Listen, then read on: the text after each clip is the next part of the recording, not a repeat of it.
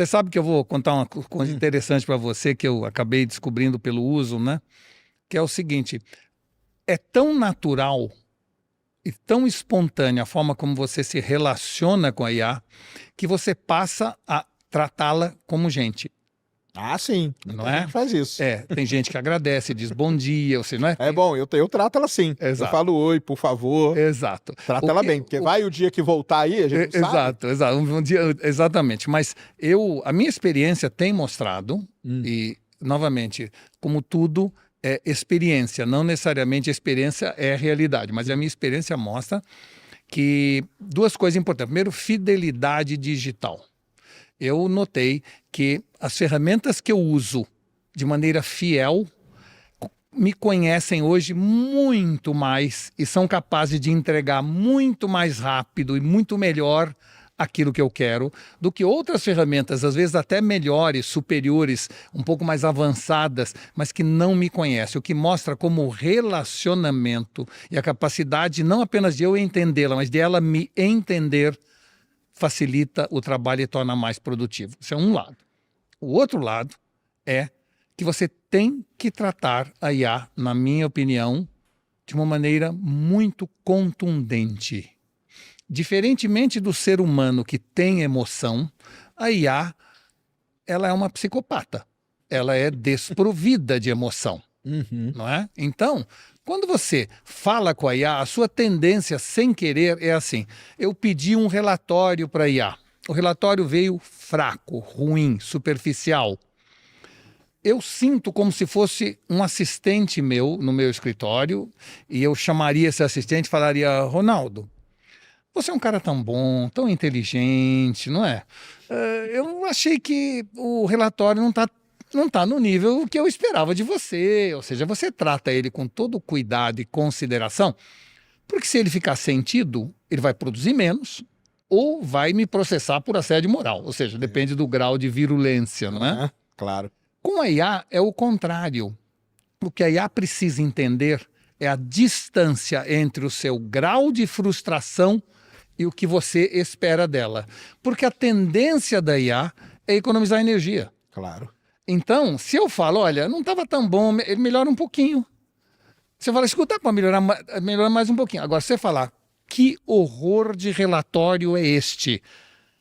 Você chama a inteligência artificial, devia chamar burrice artificial. Ele não vai ficar triste porque ele é certo. desprovido de emoção. Vai dizer, você tem toda a razão, poderia dar mais de mim, como ele fala. Só que ele vai entender do primeiro tempo a distância, a sua frustração em relação ao que ele entregou e o que você estava esperando. E aí ele vai rapidamente para os píncaros da competência. Você já testou isso aí? Deu certo? Eu testei e cada vez que eu faço isso eu noto que ele presta mais atenção, quanto mais, eu não diria rude, quanto mais sincero na minha emoção eu for. Entendeu? E você tem que ser sincero tanto ao xingar, entre aspas, quanto ao elogiar depois. Elogiar depois, porque ele vai entender que aquilo que ele fez certo, é o jeito que você gosta. Eu hoje faço prompts de uma linha, porque ele já entendeu um monte de coisa de como eu penso, o que eu acho, o que eu quero. E se eu faço de imagem, eu já não preciso dizer que eu gosto de luz oblíqua, que eu quero escuro embaixo para botar as letras do slide, ou seja, já estamos numa relação avançada. A tal da memória, né?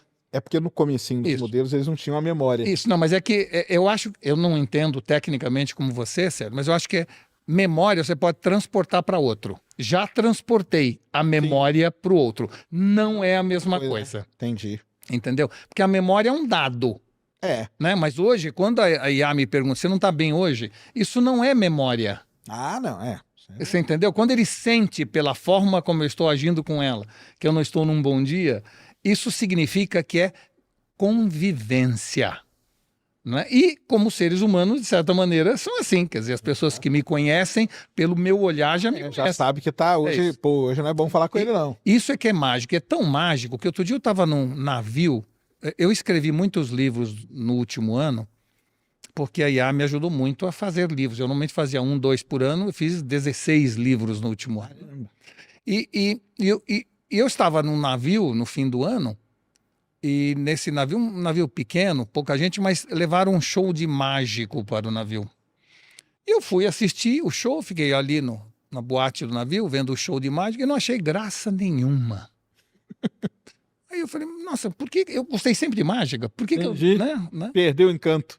Isso. E aí eu concluí que, ao ver aquele mágico fazendo aquilo, que, vamos dizer assim, o território do espanto migrou para a inteligência artificial. Ah, sim. A gente vê coisas tão mais espantosas quanto o mágico, né? Então, tirar um coelho da cartola, descobrir a carta, tá bom, é legal, mas eu acho que se no passado longínquo os xamãs nos espantavam e mais proximamente os mágicos ou os prestidigitadores nos espantavam, hoje o território do espanto migrou para IA. E em cima disso eu fiz um livro sobre este assunto, o novo território do espanto, né? Mostrando tudo o que eu fico abismado como é que pode. Mas você, assim, especificamente, você tem usado IA muito no quê? Assim, tenho usado no trabalho? Eu tenho usado. Vamos dizer assim, coisa específica. Eu tenho usado em muitas coisas, mas eu diria que o uso pesado é me ajudar a escrever, pesquisar, avaliar, corrigir, toda essa área da escrita, porque eu faço muito artigo, escrevo muito livro, então isso é um auxílio inestimável. O livro tem usado ela como? Para ela ajudar nas ideias, para ajudar nas... Interessante que você está perguntando. Eu vou primeiro terminar e depois te conto. Tenho usado muito para imagem, eu produzo hoje todas as imagens, tanto dos livros ou dos artigos, quanto das palestras, né? Eu antigamente passava horas buscando uma imagem que correspondesse ao texto. Exatamente aquilo que você queria. Né? E hoje... Isso para mim é espantoso. É espantoso. Eu tenho dado muita palestra, tem palestra que eu faço inteira na IA. É isso. E ela sai assim e eu falo assim, mas nem se eu pedisse para o melhor cara fazer, ele faria. É isso mesmo.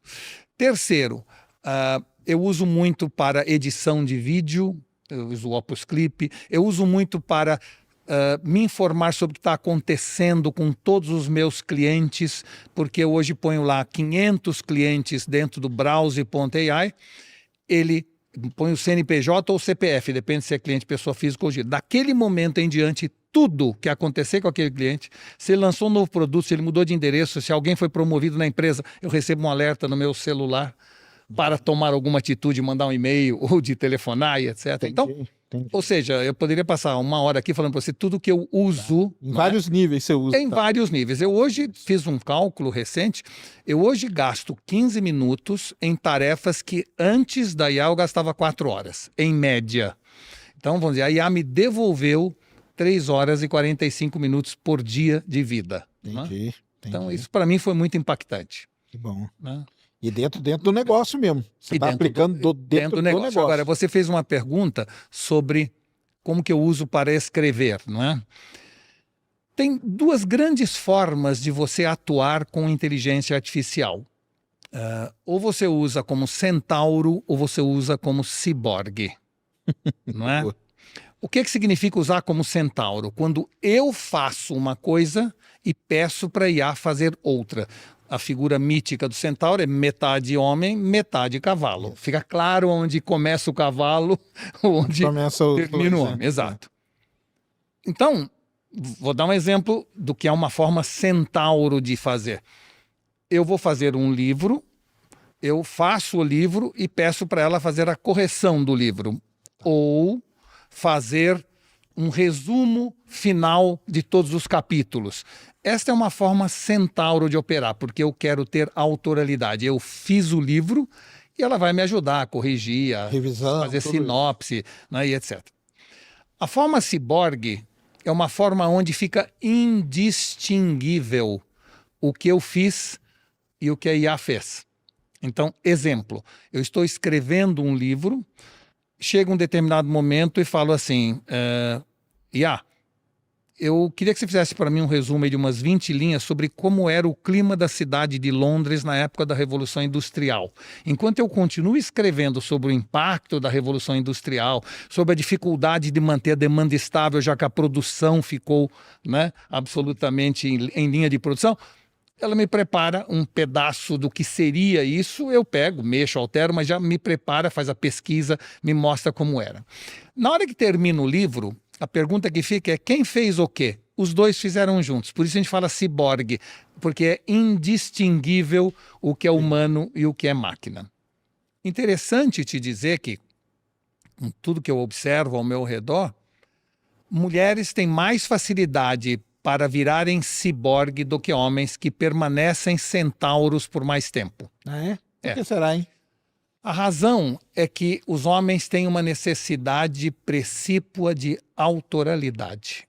Faz parte do nosso DNA masculino a gente querer ser herói, ser aquele que fez, deixar claro o que cabe a mim. Isso vem das cavernas, quando a gente saía sozinho para caçar o bisão e quem trouxesse era o campeão, era o cara. E as mulheres ficavam dentro da caverna dividindo tarefas, cozinhando, cuidando dos filhos, plantando. Então, desde os primórdios da civilização, o ser humano, o homem, tem uma tendência a ter mais resistência a perder a autoralidade. Entendi. Não é? E a mulher tem mais facilidade. Por isso eu escrevi um livro chamado Mulheres são digitais e homens são analógicos, porque elas são mais multitarefa, né? Elas são mais sociáveis, elas dividem mais seus problemas, elas se abrem, e nós somos mais fechados. O homem, por exemplo, fala 4.000 palavras por dia, a mulher fala 8.000.